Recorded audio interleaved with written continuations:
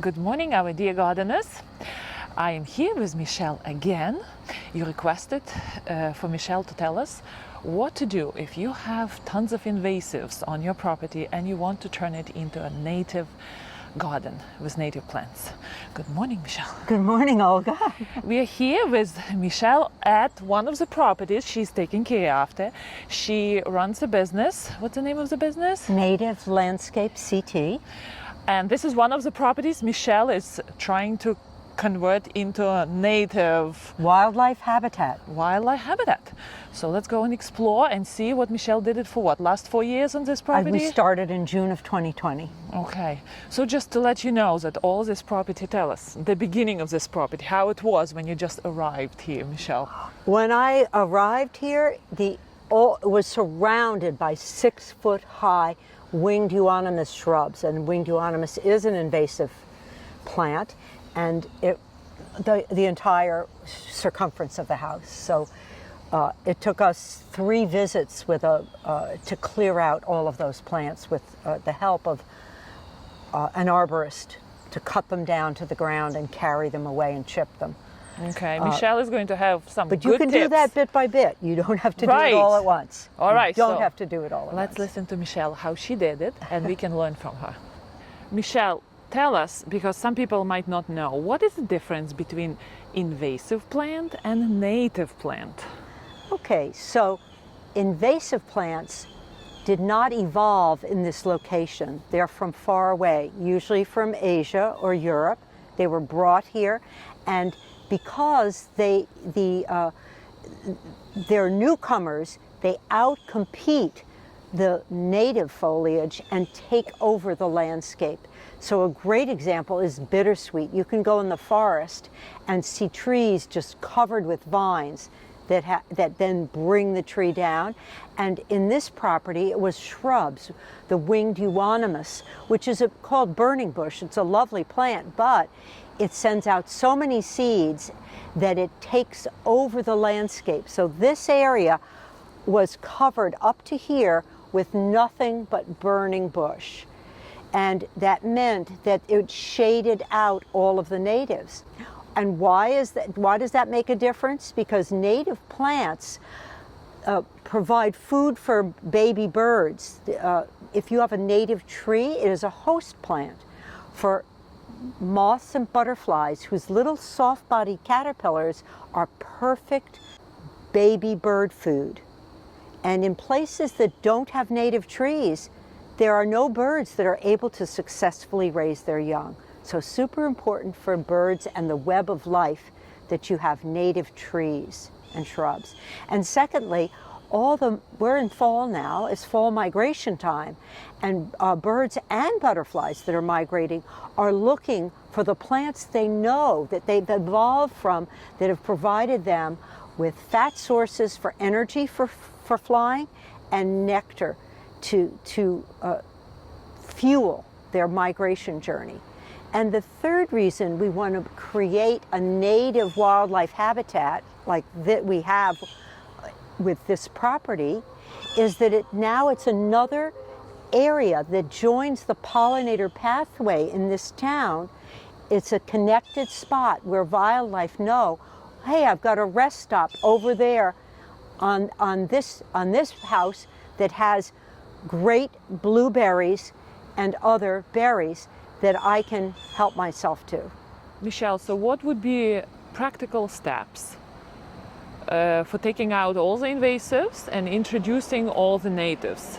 I know a lot of people are struggling with that. A lot of gardeners see a lot of invasives and they see it as a almost lost battle because invasives are so vivacious and so ready to grow in the garden.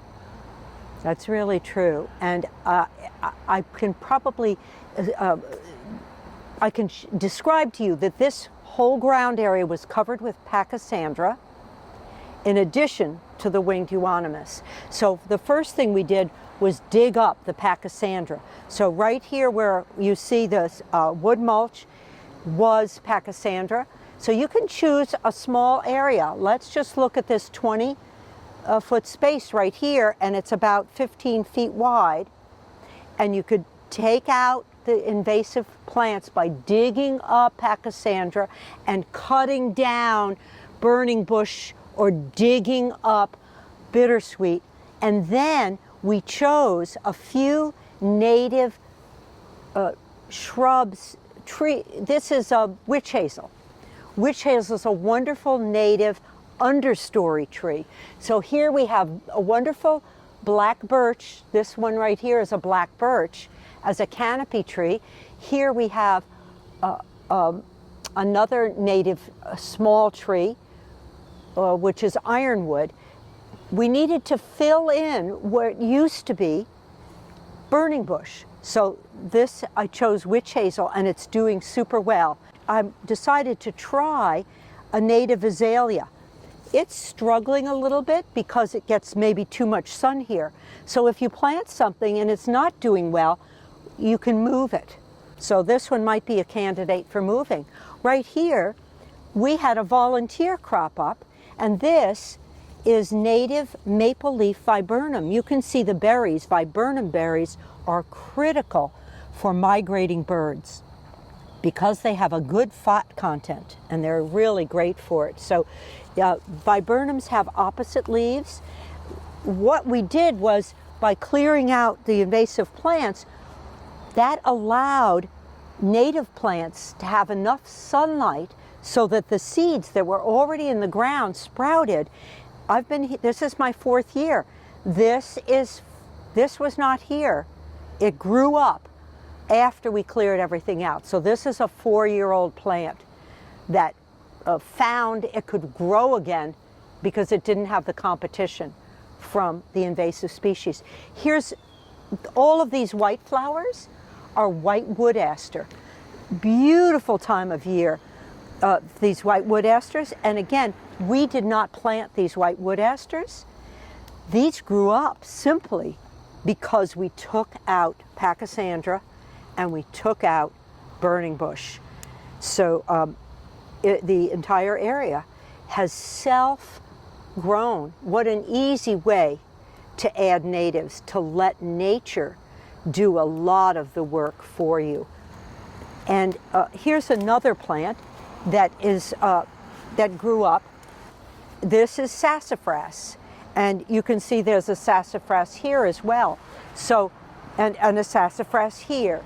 So this is another plant that could not outcompete the burning bush, and these 3 plants grew up after clearing out the invasive species. So this was a really easy win-win strategy to add a few plants that we purchased and to let the natives re-emerge. So here's another plant that we purchased, which is a rhododendron, and it's got shade from these trees around it, so it's doing super well in this case. And this is a wooded area, so it's a perfect woodland plant. You do not plant rhododendron out in the open. It's an understory shrub. It has to have some shade to do well. Over here is spicebush. So right here, spicebush is another volunteer. You could identify this if it happens to be growing, if you have a woodland yard, by rubbing the leaf and smelling it, and it has a wonderful spicy fragrance. And that's how you know that that's spicebush. Spicebush has flowers in the spring that are yellow, and so it's a great spring blooming shrub. And there's another spicebush right here. Now if we come around to the other side, I'll show you some more plants that I planted, okay? Okay. So, well, Michele. Yeah. Okay, I am the gardener who wants to take everything out, right? Yes. All the invasives. So Yes. I took them all out, and I am so happy they are gone. Are they gone? Okay, no. So I've a lot been of here people for 4 think- years. Yes. So when we come, one of the first things we do is we check for invasives. So we visit this property twice a month. And on each visit, we come and do an invasive scan. So each time we come, there's fewer and fewer because we're on top of it. And at this point, Right. we're really excited because there's so few left. But we do find Pachysandra pushing its way up.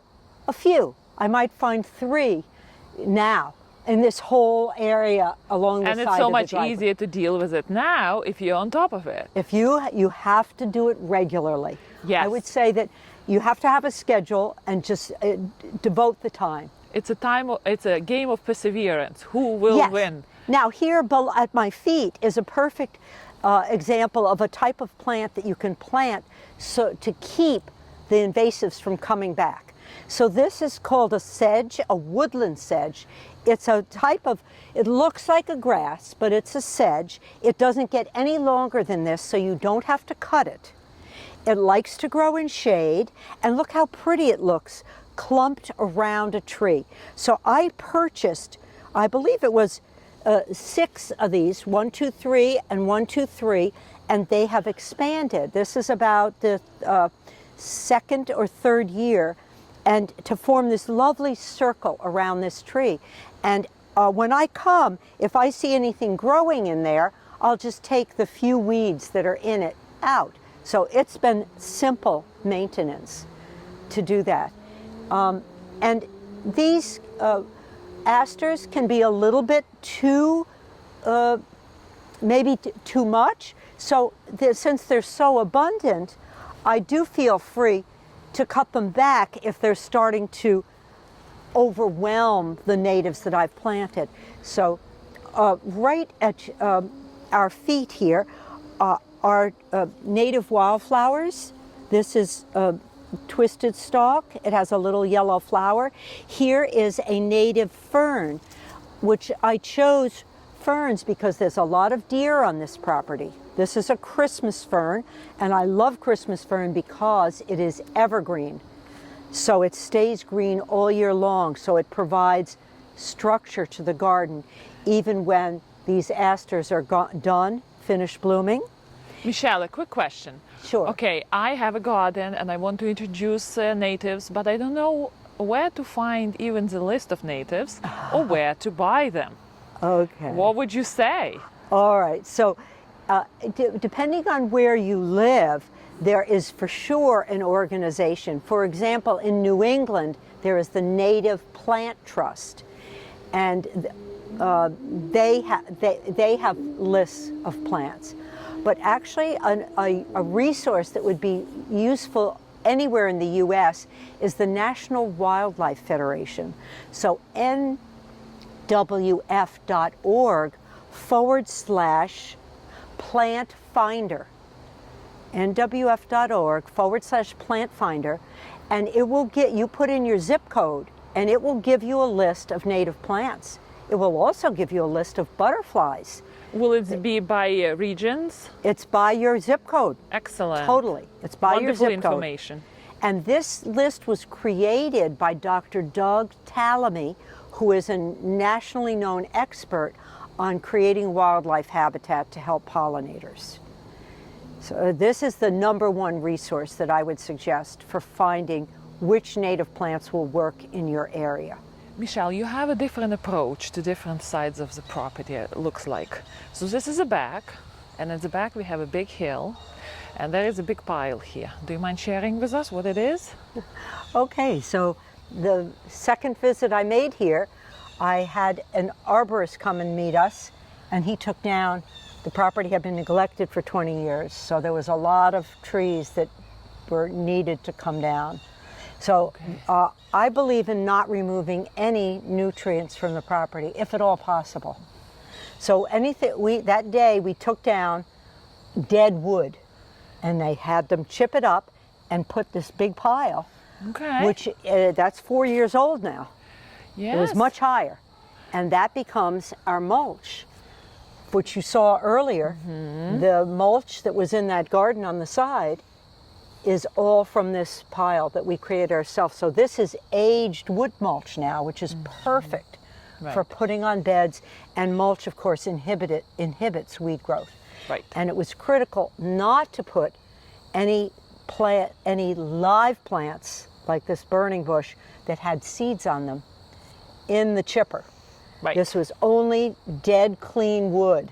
We separated. I had the arborist cut down only the dead, clean wood first, chip it, dump it, and then we took the burning bush out separately and chipped that and took it away because we did not want all those seeds in the property.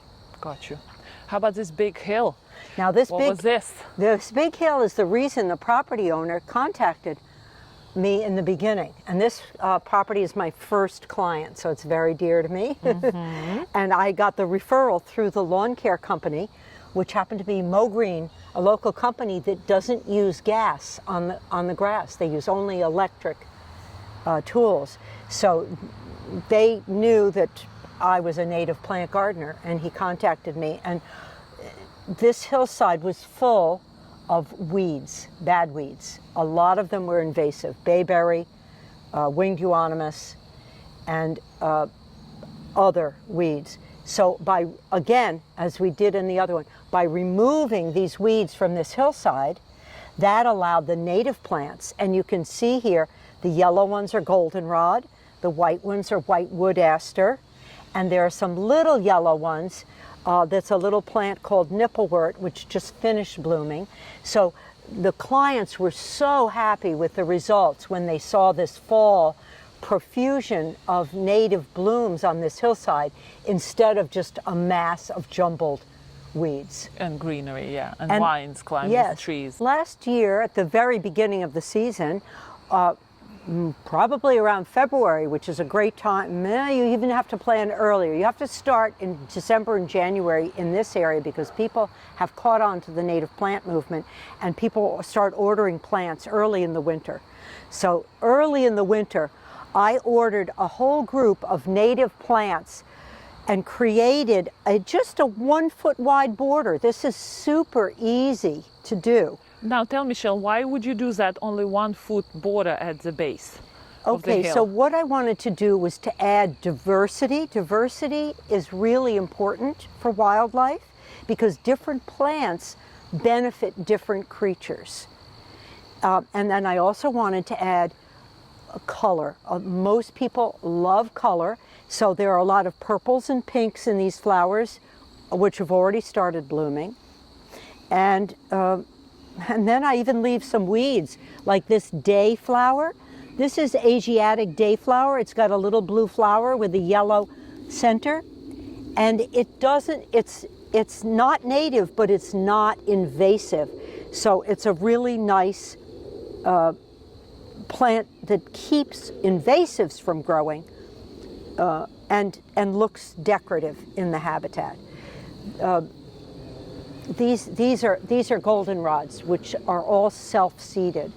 In the spring, I put in here some Virginia bluebells. So they've just started to spread. So in the spring, right around this area, I have bloodroot coming up and Virginia bluebells. And then, so this 1 foot border, when the people sit out on their patio and look out to this hillside in the summer, which is when people are in their patios, they're going to see a profusion of blooms. And because we also put milkweed, orange, the butterfly weed is called, that has orange flowers, and common milkweed, you're going to get butterflies joining the property. Now, what we do here is we keep a 3 foot section of the lawn mostly weed-free, and this is a native grass that doesn't get any longer than this, and is a beautiful deep green that you do not have to mow. So by creating, again, a 3 foot border that's mostly weed-free, you can have a lovely view from your patio. Michele, we were just walking and you told me that deer usually don't eat invasives. What a misfortune! So what do we do when we introduce natives and deer love them? Oh boy, yes. Garlic mustard is a native herb that was covering this property. It grows about this high and blooms in spring with white flowers. And unfortunately, the deer don't like the taste of it because it tastes like garlic. They don't like it. So if we're going to put in natives, there has to be natives that the deer don't like. Otherwise, the people get discouraged because the deer will eat them down to the ground if they're tasty natives. So what I usually start with are ferns. So you can see under this tree, I have a selection of ferns. This is maidenhair, this is polypody, and this is Christmas fern, and this is marginal wood fern. So if you go back into the woods in this property, you will find lots of Christmas fern. So I knew because of the habitat, that Christmas fern is especially happy in this habitat.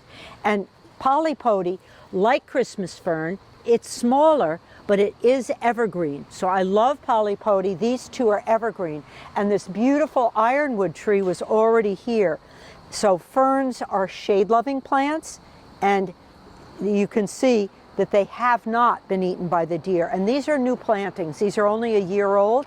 They will get more robust as time goes on. So it will look very good under this tree here. Yeah, so it's a nice circle around the tree. And then we found some rocks in the neighbor's stone wall to highlight, to highlight the area. And we're trying with a few wildflowers here, and we'll see how we do getting some more wildflowers growing around here.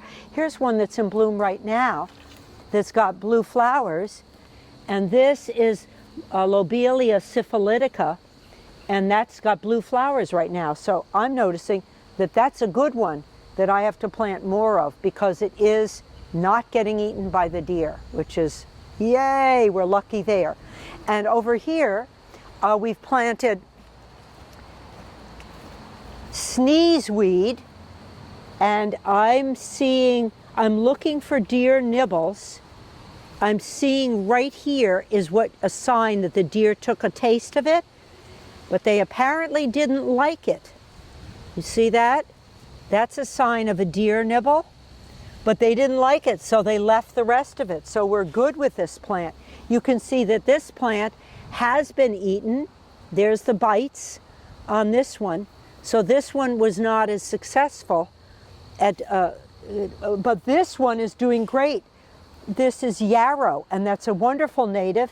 It's sending up new shoots. These flowers all bloomed earlier this summer.